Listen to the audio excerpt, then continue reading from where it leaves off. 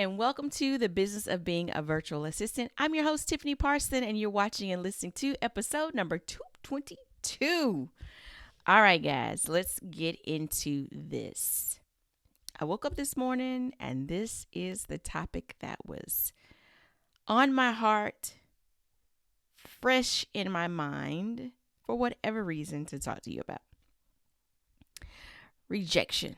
Let's talk about rejection in your business. Okay?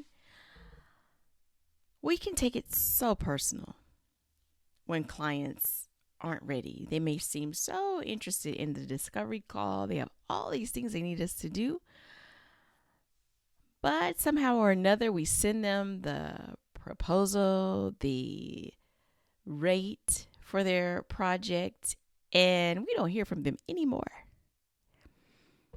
I don't want you to feel rejected by that anymore. Not after listening to this episode.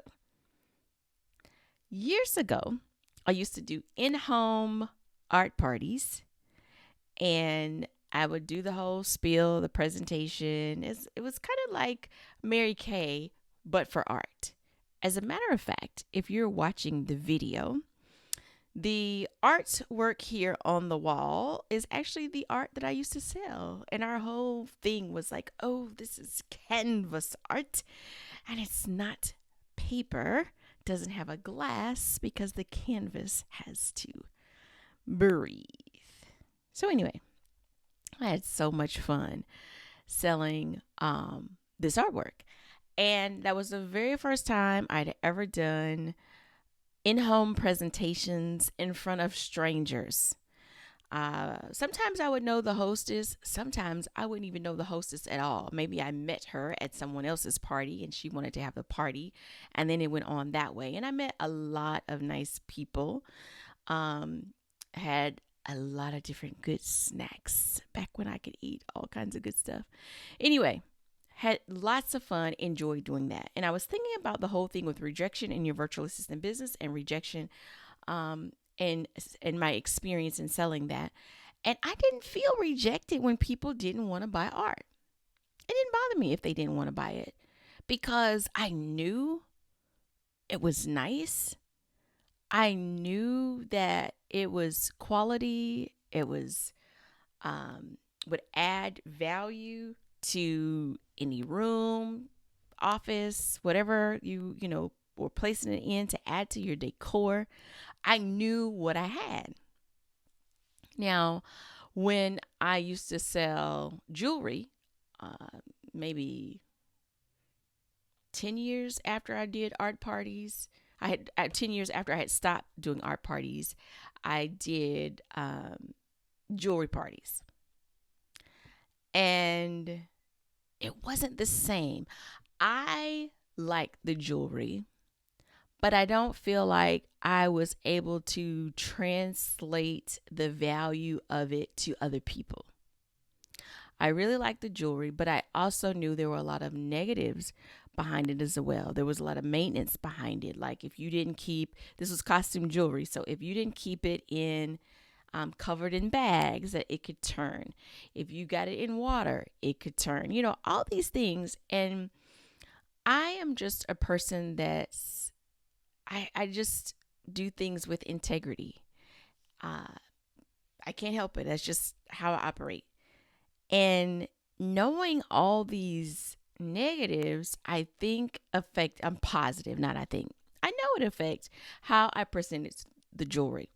So my customer would have to really, really love it on their own without me adding value to it because I knew the negatives. And it's like, if you're ready for this, then you're going to love it. But if you're not ready for this, don't get it. And not that I said that, but I'm sure in some kind of way, subconsciously, I gave that off. I'm using these two examples, the art party versus the jewelry party, because this may be how you're approaching what you're offering in your virtual assistant business. So the difference is when I sold the art, like I knew the art was nice. You get to pick out your own frame. Not everybody's going to have it. Some paintings, there were only a certain number of them, and once it was sold, that was it. Um, and again, I sold art in the early 2000s, and this is the artwork now, 20 some years later, right? And it's nice, even after all these years. This is just an example. And so I knew what I was, hey, you don't want it? No big deal. I know somebody else will. But with jewelry, it was like if somebody didn't want it, it's like, oh, I understand. I, would be at vending events and have everything all out, laid out on the table. And I knew my limits. Like if it was an outdoor vending event, like I had a time limit. This jewelry can't be out in the sun too long. Or we got to make sure we have some shade. Jewelry is not going to last too long in this heat. And that just wasn't good. It's the attitude about it, about how you feel and the value that you're bringing. So if you know that what you offer your clients is the best, like when you work with us, oh, it's going to be the bomb. We're going to help you do this. You're going to get this, that, whatever your thing is, all the services that you're offering. I'm not going to use examples. You know what you're offering your client, and you know the results that it's going to bring to your client.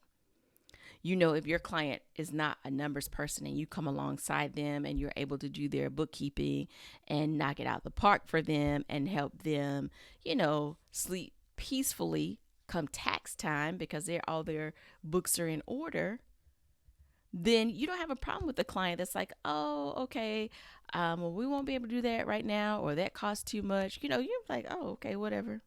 Not that you tell them, but you're okay. You're not taking it personally, right? But if you're kind of like, well, this is my first time. I just need one client.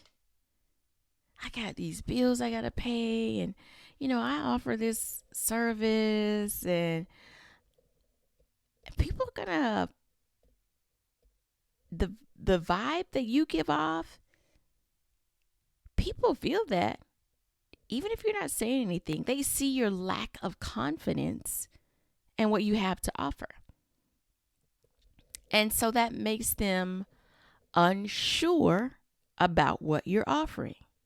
Goes back to the jewelry, my lack of confidence in it, even though I really liked it for myself. But I had some pieces to turn and to break and this and that. And I did not want that for my customer. It was totally out of my control. I was not making the jewelry myself. I'm just selling it. It's totally out of my control. Or delivery time wasn't great. Maybe it wouldn't break, but gosh, you order this month and hopefully it'll be here in a few weeks or by next month. That was out of my control. But I'm subconsciously, people picked up on that. And so that made them hesitant. So are you giving off something that is subconsciously making your clients hesitant? Not your clients, making your prospects hesitant to come on board, hesitant to make you their trusted one for whatever services that you're offering. It's something to really think about. Nobody likes to feel rejected. We have to know as business people that it's not personal. We have to, women for the most part, we get our emotions and things, and we have to take our emotions out of it. If you're a man and you've got your emotions and things, you have to take your emotions out of it. It's not personal. If they don't feel confident in the service, it's not personal. Maybe you are the bomb at what you do, but you don't know how to relate that value to your customer. It has to do with your confidence. Maybe you're just nervous when you talk to them. Maybe you're clamming up behind the scenes. They're gonna ask me about the price, and I'm not sure. I need to calculate this and that. All of that affects your confidence. So it might not even be rejection that we're battling, it's our confidence. Because if we're confident and they say no to the paintings that we offer, we know it's all good. Thank you so much for your time. I appreciate you looking at it. Let me know if you change your mind, if you have any questions, or you know someone that would be interested. You have a great day. When we can be able to do that confidently, oh my goodness, sky's the limit. You won't care. You'll shout to the rooftops what it is that you're offering. So that's my challenge to you. I'm on this quest to push myself and not blink too many times, meaning not overthink it. Because if I blink too many times, I'm going to dive in and think about it.